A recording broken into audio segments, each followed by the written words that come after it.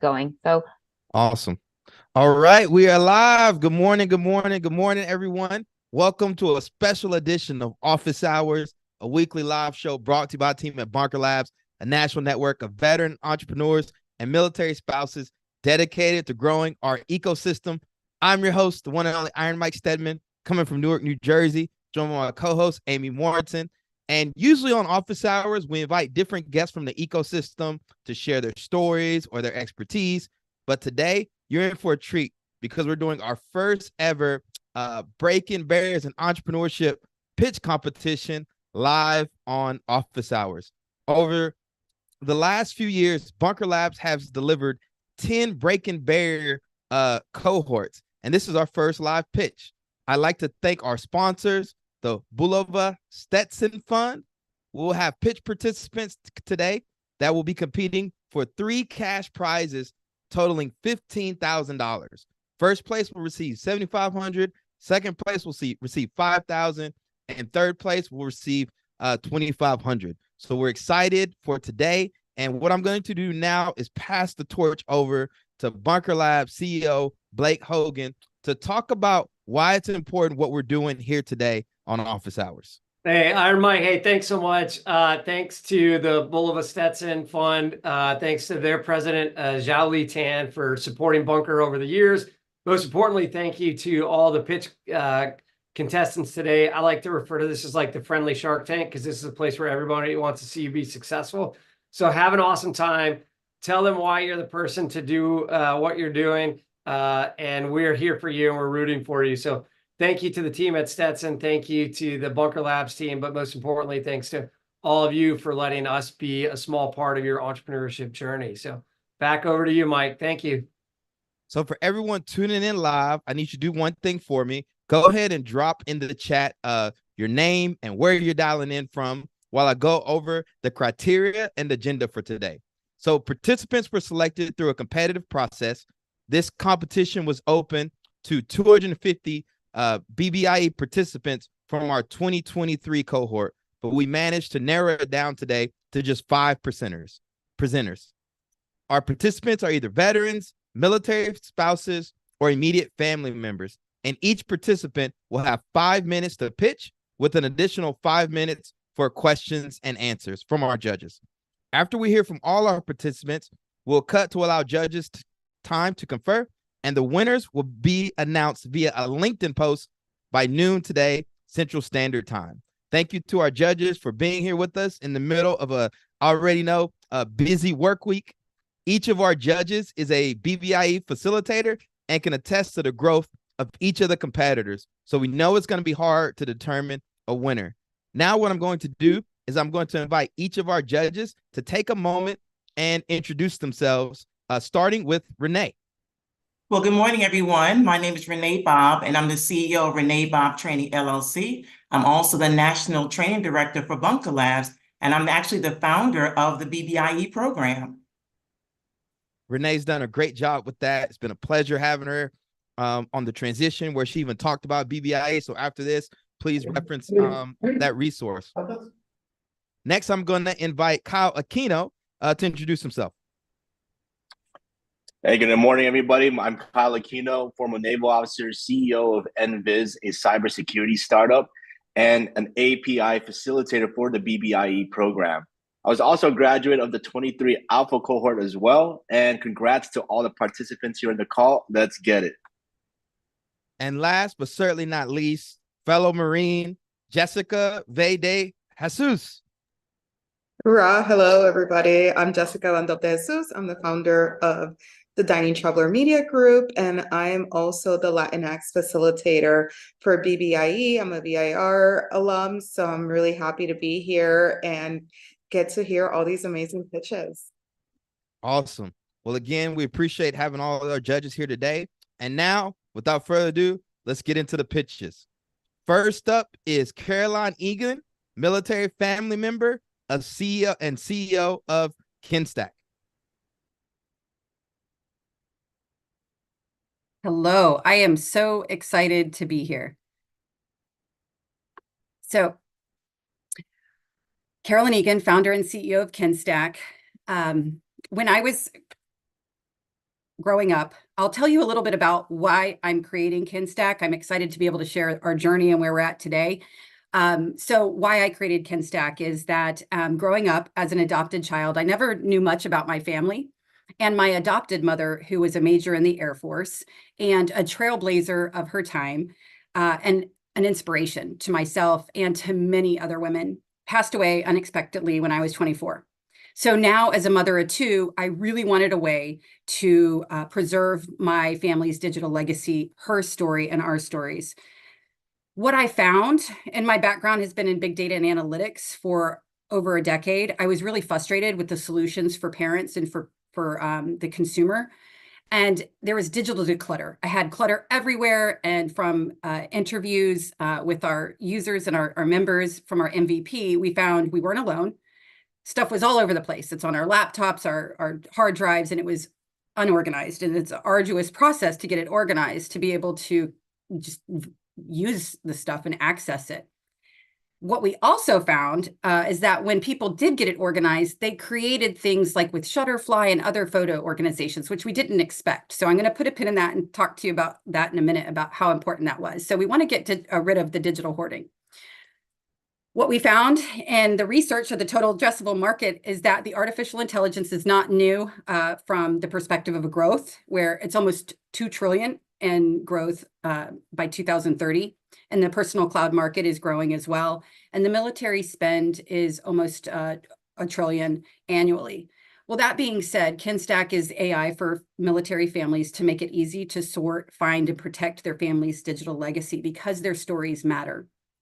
We also found that building personal creations was really important to everybody as well. We also found out that PCS moves were really arduous.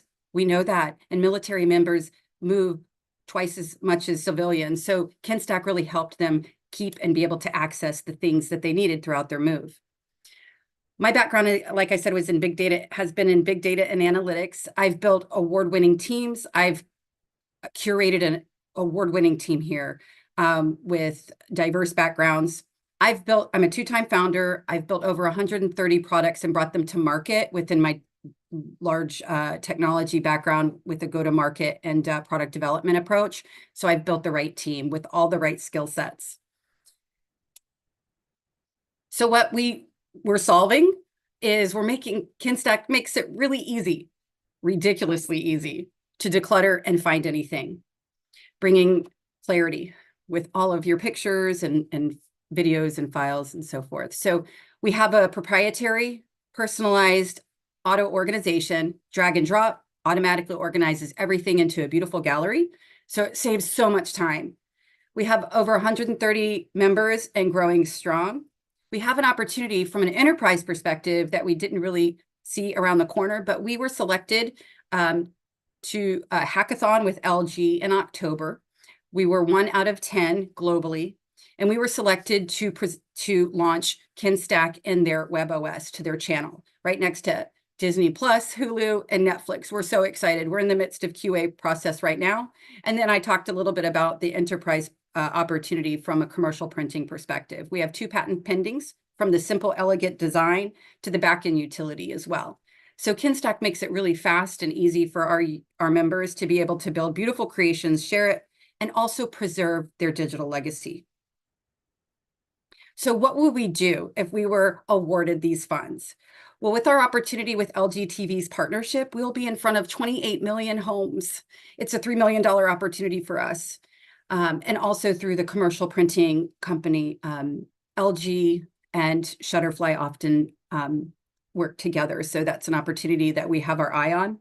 So what we would use it for is a portion of that is matched funds. So in the enterprise perspective, we would be able to allocate $5,000 from the win if we were to win first place, and LG would match the $5,000 potentially. That's what matched dollar funds are, MDF funds are in our industry. And then from an infrastructure perspective, to be able to handle this many users, potential users, we need to be able to scale our back end. And then of course, some insurance and things of that nature. And that's what we would be doing with the money, and it would really make a difference to our organization, a game changer for us. Thank you so much. And I would be happy to answer any questions that the judges have. Right on time. Carolyn, Great great. job. Oh, No, go ahead, Renee. Carolyn, great presentation. My first question for you is, when it comes to marketing and advertising, can you talk about your marketing model and how you're going to get your products to the consumer? Yes, absolutely. So the go-to-market approach is specifically around the military member community. We have our local approach with the MacDill Air Force Base, starting with that and our relationships here in the Tampa Bay area. We're located in Tampa, Florida. And then we have 3 other branches that we are earmarked within Virginia, California, and Miami. So boots on the ground, that's how we would be spreading the word within the PCS community and the military family community as well. From a digital perspective, my background has been in go-to-market and marketing as well. And so that would be through our digital approach from channels through Facebook, YouTube, those particular channels, making it more of an automated approach as well. So that would be the digital approach. And then that would be our boots on the ground approach. And then partnerships as well. I mean, just being able to partner with a large name like LG or Shutterfly would really make a big difference for us as well. Did that answer your question? It did. Thank you. Awesome. Hey, Carolyn, great presentation. And just wanted to know, like, what is your business model? Like, how do you guys monetize Kinstak? Yeah, great. Okay, so I didn't even mention that. I was so excited to be able to share our story and what we would do with the funds. Is we're a subscription-based model for our military members and our parents. We found we're testing different models from a subscription storage amount with an unlimited storage where people are used to paying that. So that being a subscription model. And then also the automatic organization where they can have their custom categories, that being a bit of a feature where they can upgrade. So that's the business model from the B2C or military community, and the SaaS licensing for the commercial approach. Okay, cool. And of your 130 members so far, congrats, by the way, on your growth. Are they paying members yet, or are they like beta test users? They're beta test users, yes. So that's really the feedback we're getting on from some of them are open to the storage model, but it's not fun and sexy. Nobody's like, ooh, I can't wait to pay for some storage. What we found from their feedback is they're really interested in the Create a Kin category. So we've got that piece that we've opened up to them. And so from a trial into a paid access for that feature. So we look to have revenue. I guess that's another thing too, is we look to be in revenue this year December, January. So starting in the first quarter in January, being at revenue. Okay, cool. Thank you. Yeah.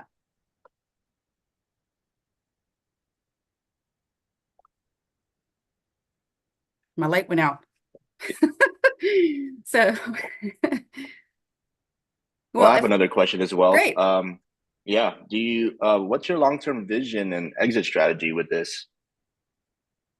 So the long-term vision is to be able to create something that is bequeathable to families for generations to come, because that is exactly what we don't want to do, is create another type of technology that becomes outdated. So we need to make sure that we have that built out and has that legacy, which is definitely doable. So that's the long term for the consumers, is to make sure we have that in place for them, which we do today, but to be that trusted partner for all of their photos, files, and stories for their lives. And then to be able to impact the enterprise community, starting with the connections we have today, but then also for the SMB market, for the military entrepreneurs that need some data visualization and analytics, and it's just out of their price range. So this is a really good way for them to be able to have a data management system that would work for them and that's really affordable. So we've really cracked the code on storage and the automatic organization. So it's accessible to SMBs. So that's where I see us too. From a financial perspective, 10 million year one, year two, and then 10x from there by year 5. So 3 million, 10 million, 100 million within the next 5 years. Potentially exiting through one of our competitors, maybe, or other options out there. Does that make sense, Kyle? Yeah, makes sense. Thanks. Perfect. Great job, Carolyn. For everyone that's tuning in live, let's go ahead and give her a round of applause. Next up, we have our next participant, Reginald, an Army veteran and CEO and founder of Stance. So let's welcome Reginald to the platform. Thank you, Mike. Can everyone see my screen at this point? Not yet.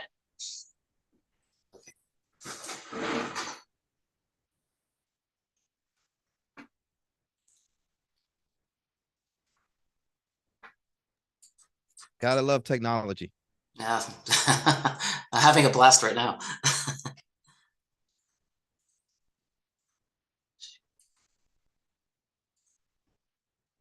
Yeah, I'm not seeing the share screen coming up.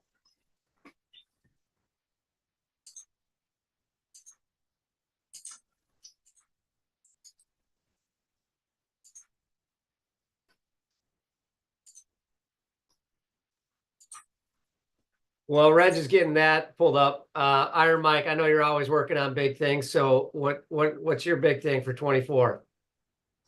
Gaining clarity. So, been a lot of hooking and jabbing lately, both for Ironbound Boxing and, Ironbound Media. And so really using the next few weeks to just kind of understand where I'm trying to head to long term. So just launched a coaching business earlier this year. I'm really excited about that and dialing in my perfect customer. And then as far as Ironbound Media, looking forward to create some more educational content for veteran entrepreneurs and what I like to call the new majority. So a lot of these underserved communities that are finally getting a chance to get in the entrepreneurial game, thanks to access to technology, more capital available, and some other things. And I'm also writing another book. So I'm going through the process now. I haven't slapped the table on the title just yet, but I think it's going to be something around how do you build an authority machine for your business, leveraging content such as podcasts and written content and stuff as well. So I think Renee's on like her 438th book. So that's right. So you're going for number 2 this year? Yes, sir. I love it. I mean, I haven't even completed number 1. So, all right, Reg, looks like you're up. Back over to you. Great. Thank you. Well, sorry about that, everyone. Good morning. I'm really excited to be here. I'm Reg Maisonneuve, Stance's CEO and founder. Our mission is real simple: to measurably improve people's financial lives. And we believe in financial wellness as a transformative force for consumers, businesses, and financial institutions. It's really about building transparency and empowerment to build prosperity. In today's financial landscape, we see a significant gap in existing tools. These tools, while useful, fall well short in providing a holistic view of financial wellness. They might track spending, savings, or credit scores, but overlook crucial aspects that determine financial well-being. Things like understanding the impact of everyday decisions, recognizing potential risks, and identifying opportunities to measurably improve financial well-being. Stance stands out by providing a panoramic understanding of financial health. Unlike the partial views of our competitors, we offer a comprehensive solution that empowers users with clear, actionable insights for every financial decision. Our commitment is to empower users going beyond just managing money to navigating successfully through financial lives. In terms of numbers, our addressable market is substantial, a combined value of $22.5 billion. Large segments of this market are underserved or not served at all, representing a significant opportunity for our impact and growth. And what I'm really proud of is our amazing team, who bring over 100 years of experience across financial services and financial technology. They bring their expertise, insight, and commitment to the impact Stance enables and the opportunity it presents to improve business by improving people's lives. In conclusion, we're not presenting a product. We're offering a solution to a real world problem. Join us in this journey to advancing financial well-being. Thank you very much for your time and looking forward to any questions you may have.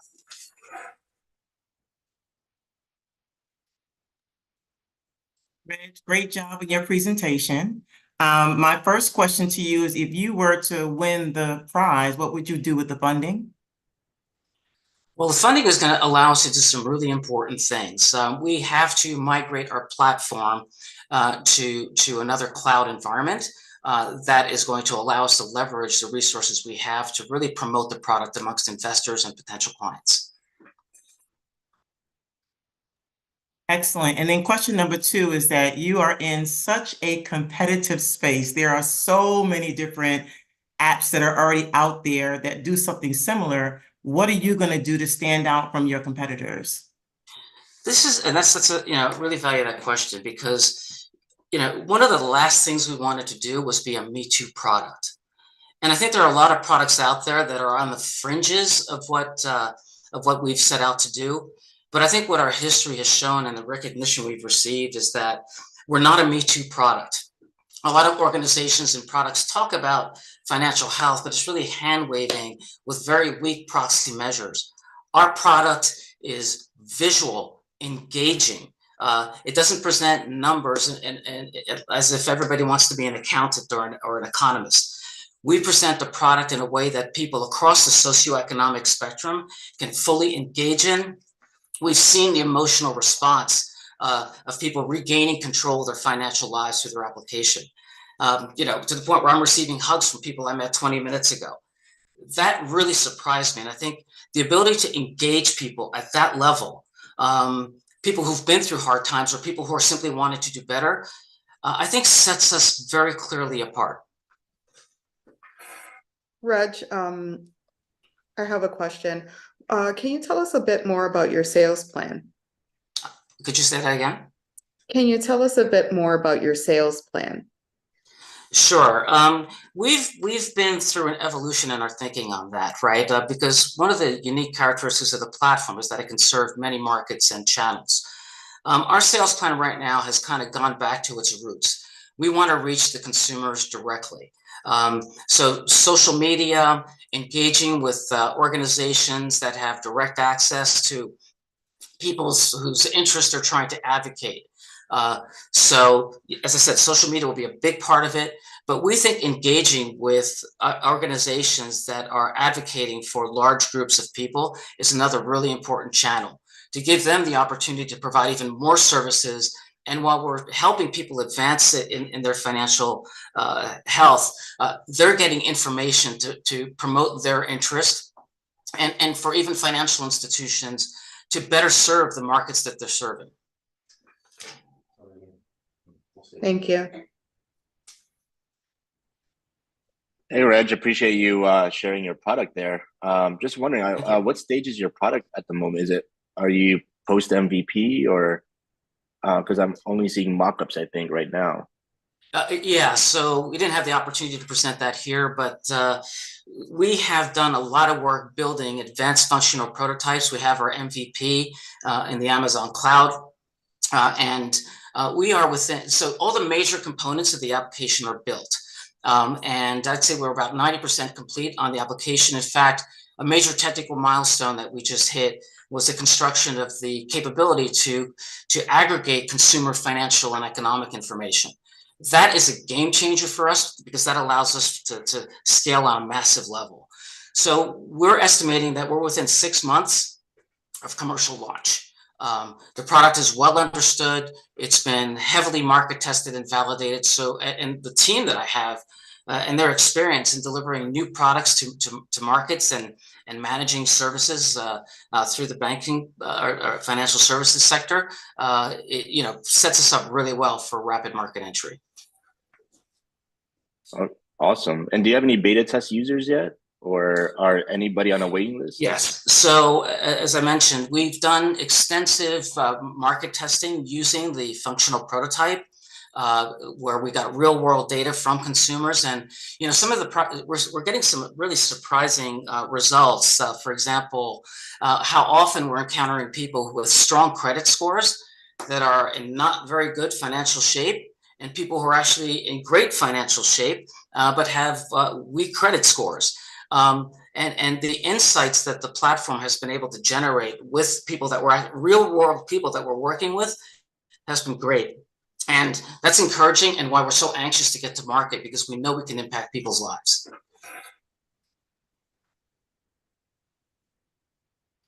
All right, thank you.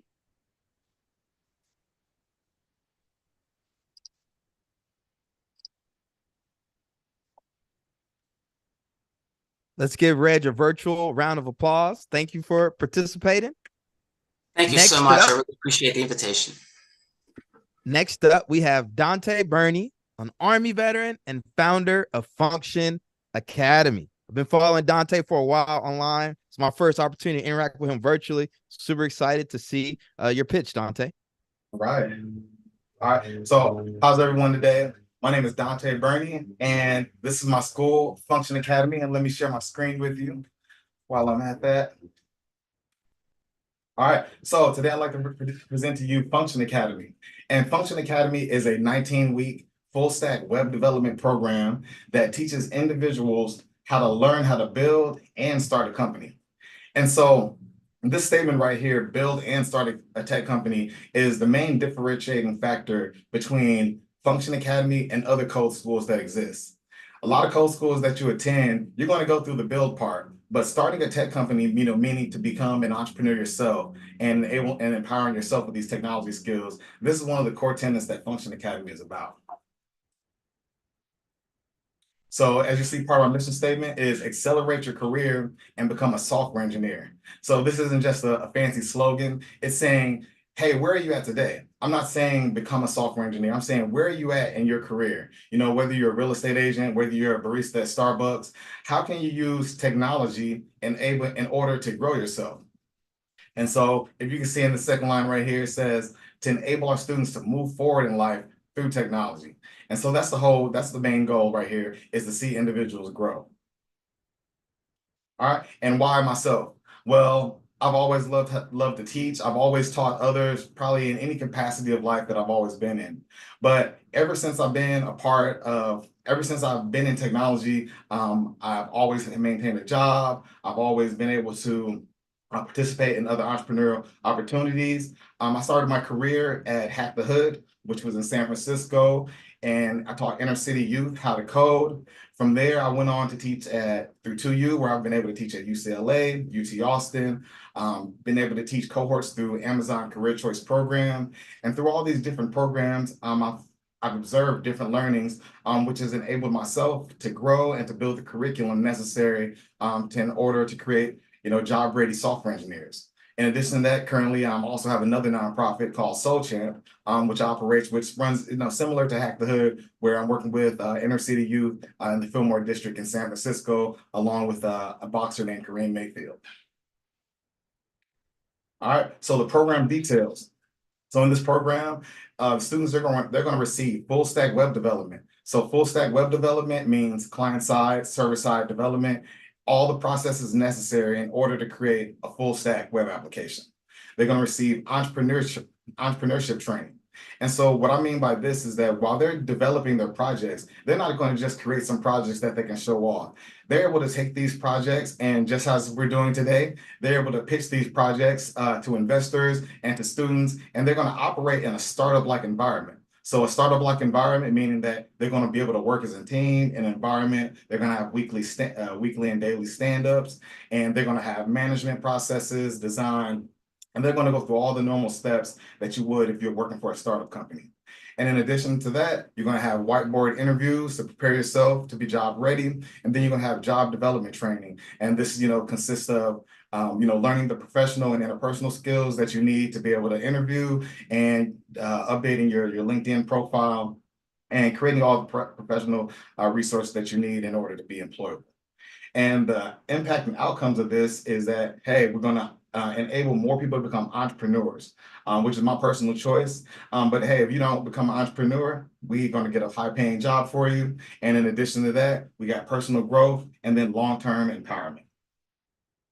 And then over the next 3 years, is that my goal is the biggest problem in tech and coding schools is training local instructors, right? Because generally, once you get these skills, you go get a high-paying job, and it's kind of hard to kind of bump back down to the teaching space because you're working at Google or Facebook. So one of my goals is to be able to have a training cohort where I train instructors who actually want to stay a part of the program and they want to continue to teach other individuals. In addition to that, increasing program participant capacity.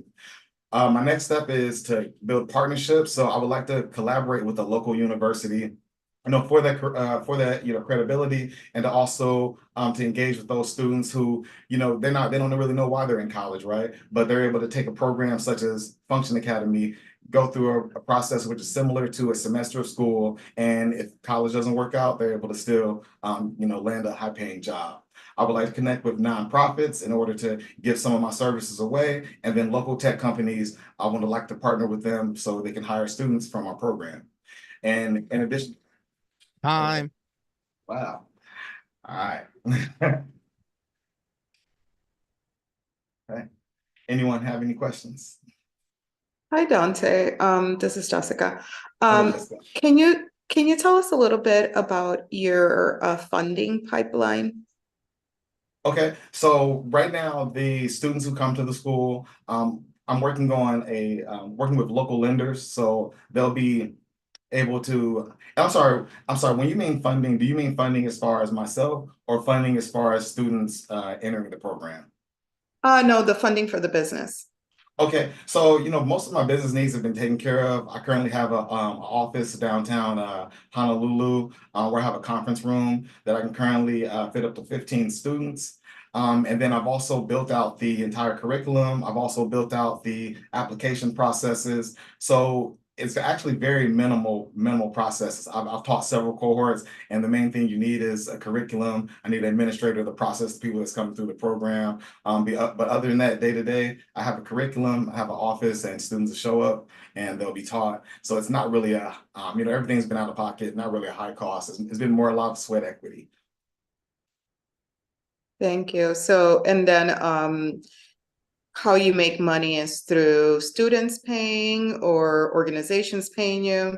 Yes, so students will be charged a fee to attend the school, and there will be different programs. So there is an acceptance program to get into Function Academy. So if you're not accepted immediately, I do have a pre-coding boot camp. So there's a pre-coding boot camp that you can take, which is 1 month long for $500. So that's an a la carte program. And in addition to that, I'm also have events. And then I have specialized workshops that students will be able to attend for free, and then others outside of the school, they'll be able to pay for those workshops. Thank you.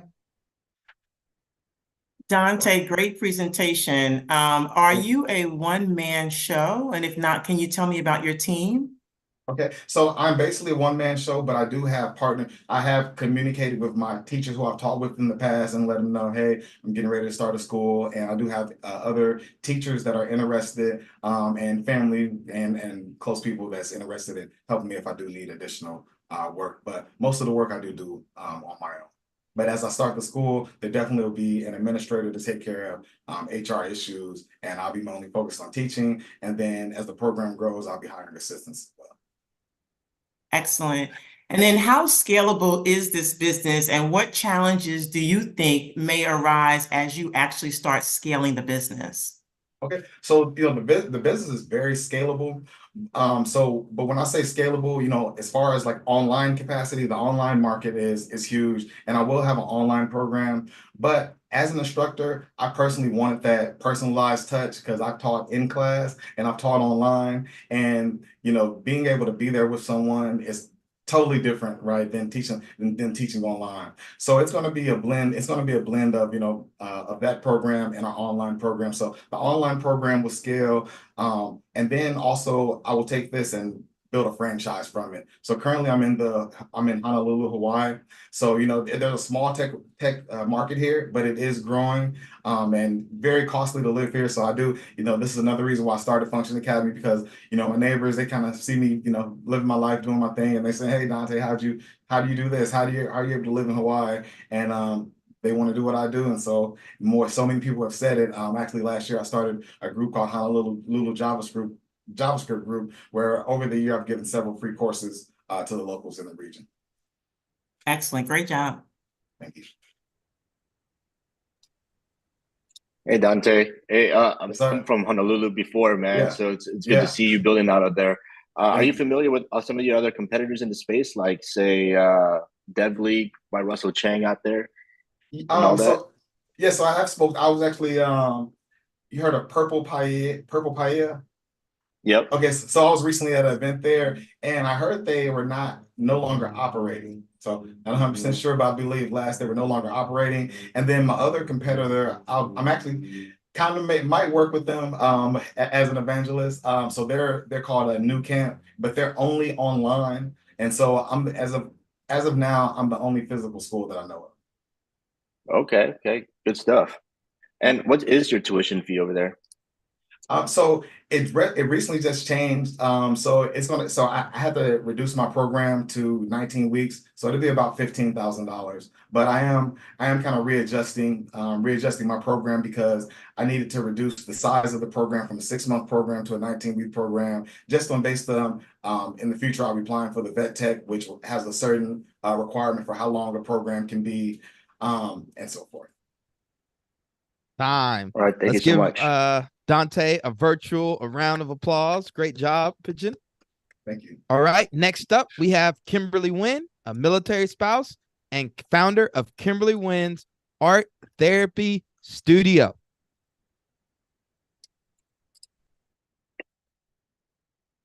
Hey. Are you guys ready for me to share my screen? We're ready. All right. You guys see it? You guys hear me good? Okay.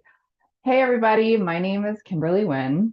I am an art therapist and a military spouse. I bet you're thinking, what does an art therapist do? An art therapist is a trained therapist in using art therapy, art materials, and the art process to facilitate healing. My art therapy studio provides trauma-informed and culture-centered art therapy. My journey in becoming an art therapist actually started with my parents, who are refugees. So the photo to the left is my mother after her boat of 200 people drifted for days and landed in Malaysia. To the right is my father, who is a soldier in Vietnam, and this was before he was in prison in a re-education camp. Being a child of refugee parents wasn't always easy. While they did their best to protect me, I knew that they were struggling themselves. Now that I'm a mental health professional, I realized that what they were experiencing was post-traumatic stress disorder. It wasn't until I made a series of artwork about them, which is what is behind me, that I took a look at their pain and also in turn understood my pain of intergenerational trauma. The legacy that I want to leave behind in creating this business is to provide creative and accessible trauma-informed art therapy for first and second generation immigrants and refugees between the ages of 13 and 64 experiencing intergenerational trauma. So right now, the most common treatment for trauma is individual talk therapy and antidepressants. Everyone who has experienced something difficult knows that it doesn't just affect the brain, but it actually affects your whole body. It's a visceral experience that affects your whole body and it's isolating. That's why art therapy helps. Unlike talk therapy, which uses one side of your brain, making art uses both sides of your brain. It can recover blocked memories and externalized trauma in a safe way so that it doesn't own you. The people that work with art feel less intimidated by therapy, and talk therapy has an efficacy rate of 70%. What if we raise that efficacy rate by using art to communicate and heal?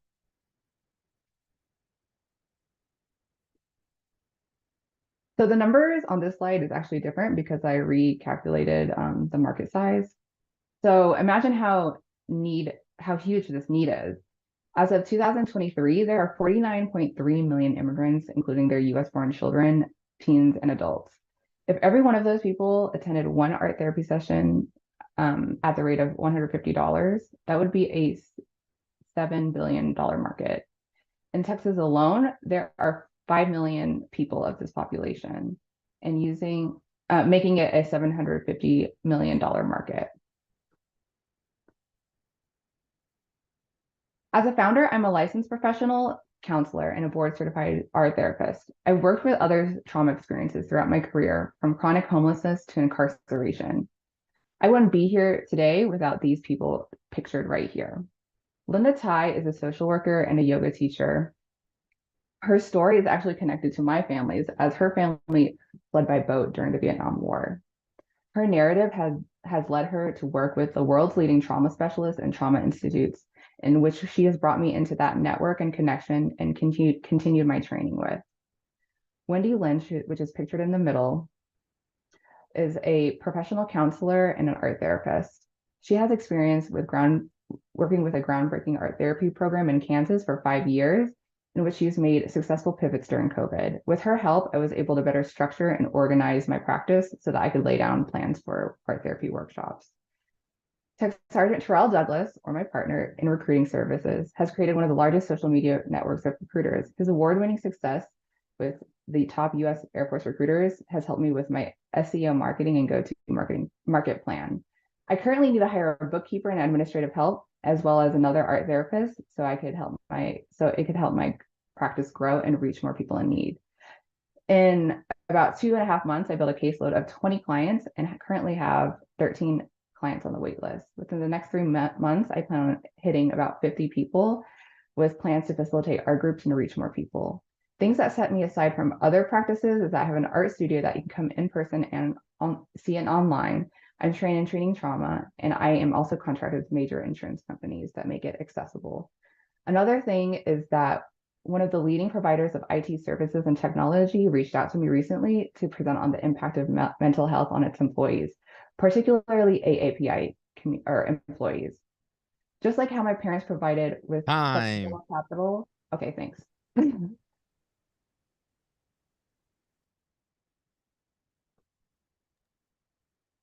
Kim, great job. And wow, a waiting list of 20 clients. So my question to you is, how are you going to manage the growth and the need that's in the marketplace for your services? Well, like I said before, I am planning on hiring another art therapist or training more art therapists. So they will help me reach that population. So as I get more clients to come in, I'll have more kind of bodies, we'll have more clinicians come in to help me as well, and also facilitate groups and workshops. Excellent. And then the art that they create and you create, are you also selling that as a source of revenue for the business? Actually, I'm not selling art for the revenue as a business unless it's signed consent, since it is like health information, just like how we have health information documented in hospitals. So unless people consent to it, then we can't sell it. But if they do consent to it, then yeah, that artwork would actually be helpful. Thank you.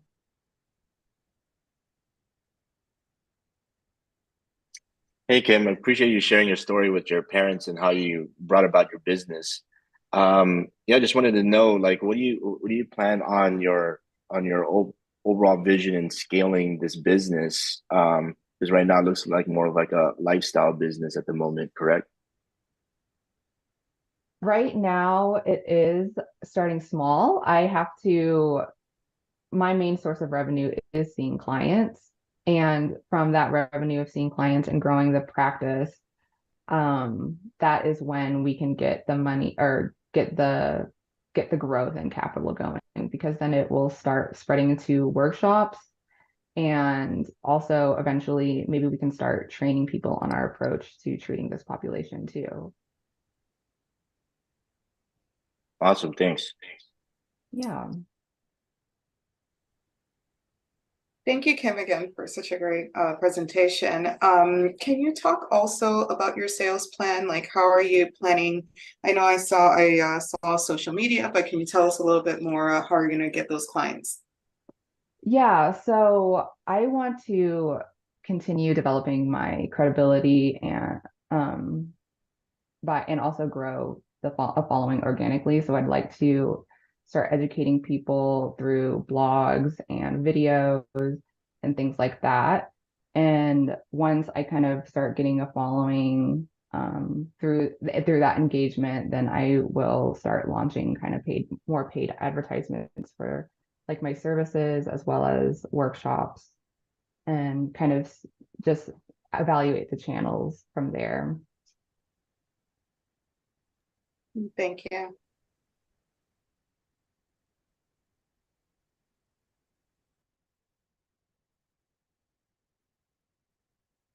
Are there any more questions? All right, let's give Kim a round of applause. Great job, Kim. Thank you. Next up we have what for Kim? Are we missing anyone? Maryam. Sorry, Maryam. There we go. Yeah. Maryam. Sorry about that. Maryam was not on my script, but we're good. All right. No worries. You guys can see my screen. Okay, let me know when to start. Go for it. All right. So my name is Maryam. I'm the CEO and founder of RxPharmacist, and we are a national leading provider of pharmacy test prep. Just to mention real quick how we got started, I was in pharmacy school. One of my classmates, Mike, he had 3 little boys. His wife was a school teacher, and he had a full-time retail pharmacy job offer at hand. And he was working for this retail pharmacy as a graduate intern at the time. All he had to do was pass his licensure board exams to get licensed as a pharmacist, and then he would be able to transfer and get this, really nice pharmacist job. Unfortunately, he called me up at 3 a.m. in the morning, crying. I thought one of his kids died. He said, "No, I actually lost my job offer. I got fired because I failed my board exams, and they didn't give me a second chance." So quickly, I got together with classmates. We got him back on his feet. We helped him pass his licensure exams. We helped him get a job. And he called me up one day and said, "You have to do this for everybody." So that's how RxPharmacist got started, is we really are a one-stop shop to come to us for pharmacy test prep for licensure, for certifications, and soon continuing education credits. The reason we wanted to start RxPharmacist is pharmacy exam prep is an underserved market. There's only a handful of basically companies that provide this type of service, and consistently passing rates have been falling since 2014. And a lot of exam prep out there is outdated and also overpriced. Our customer is a graduate pharmacy student, right? Went through pharmacy school, graduated, lots of student loans, over $150,000 of student loans. Usually on average, they can't afford to fail. The exams usually cost about $1,000 to sit in one sitting. And if they fail the exams, they have to repay the costs. In addition, they have to wait about 30 days to retake the exam. So that also means loss of job employment. We try to be an all-in-one bundle shop, so we try to cover everything and also make sure that it is updated each year. This is a little bit of the team. So Julianne and Joseph were actually past interns from when we first started, and they saw the mission and were really passionate and continued on. And we provide a lot of employment opportunities and training programs to give back to pharmacy students. So you can see here, these were the 6 interns that we had from our summertime. As far as paid users to date, we have 4 pharmacy schools that are currently contracted with us.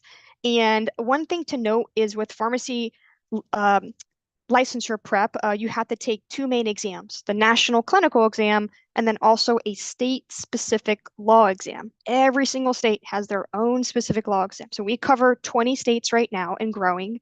We have about 655 paid users year to date and 4 pharmacy schools, and we have 2 more leads that are coming up. So we're really excited for the growth for like RxPharmacist. In addition, we also serve military bases.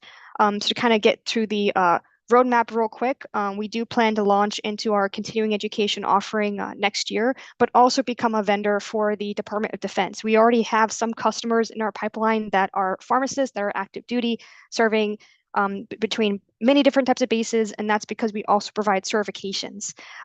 In addition to that, we want to definitely grow to more pharmacy schools, increase to more state coverage, and essentially get to a point where we can exit the company and basically sell it if that comes to point. Lastly, to mention real quick is we are getting a reach out from retail pharmacies such as CVS and Walgreens that also want to partner with us to provide our licensure test prep.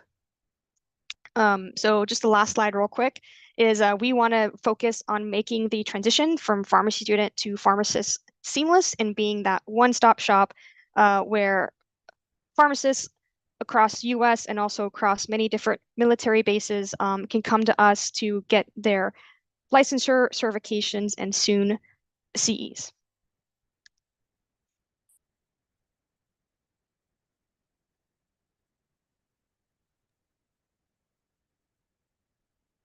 Great job. What questions do we have for from our judges?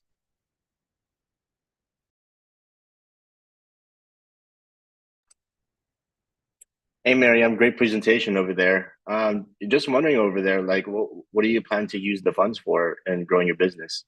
Yes. So once I get the funds, I will be using it to grow our CE platform starting next year to offer that to be a one-stop complete life cycle for our basically customer. When they come to us to get licensed, the next step is to maintain that license, and they have to get CEs for that. And right now, it's really expensive, and they have to go through many different vendors just to get the CEs for that license.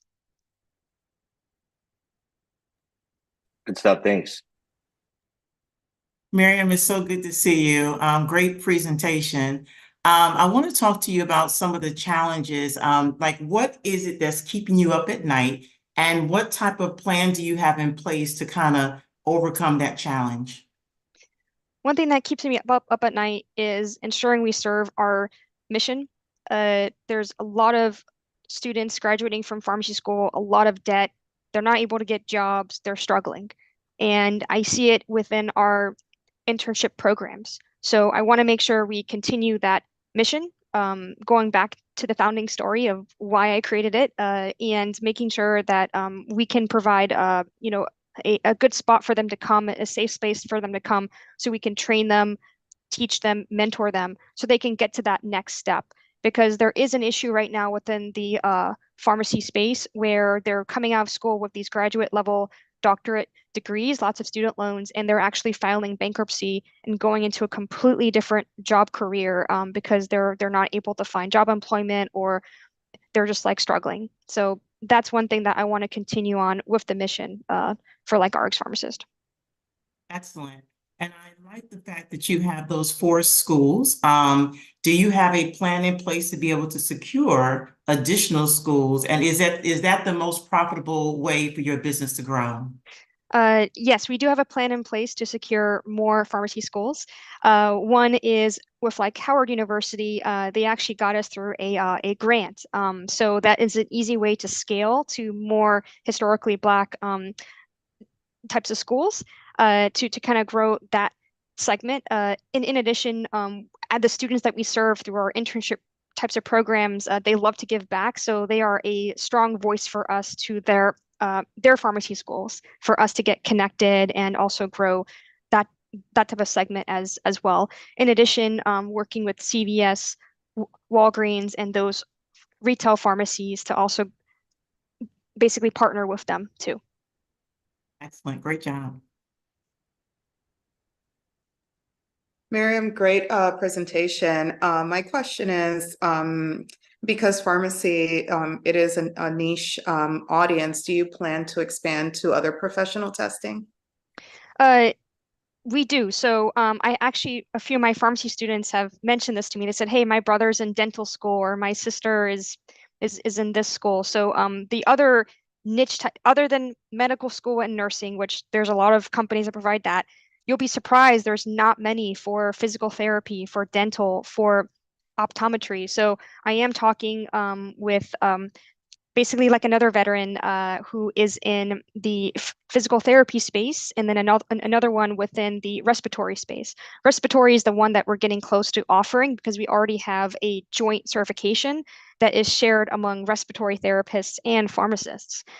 So it is an easier way for us to kind of go in because the foundation's already built. It's just a matter of creating content and kind of expanding from there. Thank you. Let's give Amy a round of applause. And let's give all our participants today a round of applause. I remember my first pitch competition back in 2017. It was right here in New York City at the Muster, and I was super nervous about it. I mean, I know what it takes to, share your story and your vision with other people and leave it in judges' hands. And when you all do this, you inspire others because I can already see the chat. People's minds are spinning with their ideas. So great job. And this is the caliber of entrepreneurs we have within the Bunker Lab ecosystem. This is your community. This is your tribe. So we appreciate you all for sharing today. I'd also like to thank our judges and the Bulova Stetson for providing this award. Be on the lookout for the announcement of our winners. Like I said, we'll share a post by noon today, Central Standard Time. And for those of you watching, applications are currently open for the 2024 Breaking Barriers in Entrepreneurship cohort, which will kick off in late January.